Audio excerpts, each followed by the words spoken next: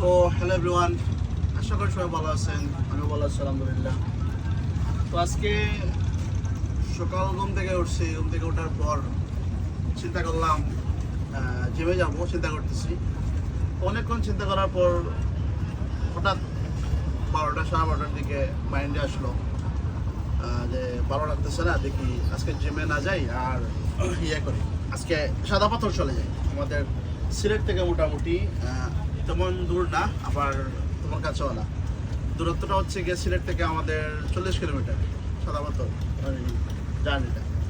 তো আমার ফ্রেন্ডকে কল দিলাম, তো তাকে বললাম যে একটু সাদা পাথর যাবো। তো সে বললো হুট করে সাদা পাথর। আমি বললাম যে না, আসলে ভালো লাগতেছে না, একটু রিফ্রেশমেন্টের প্রয়োজন আছে।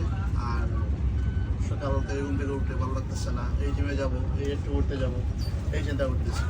তো ফাইনালি চলে আসলাম সাদা পাথর। আর ফ্রেন্ডকে বললাম তুই বের হো, তারপর সে তার বাসার নিচে বের হয়েছে। আর তাকে নিয়ে চলে আসলাম, আমরা বাইকে করে সাদা পাথর চলে আসছি। আর মোটামুটি সাদা পাথর আজকে যেহেতু বৃহস্পতিবার, আর মানুষজন এত বেশি না, আবার এত কম না।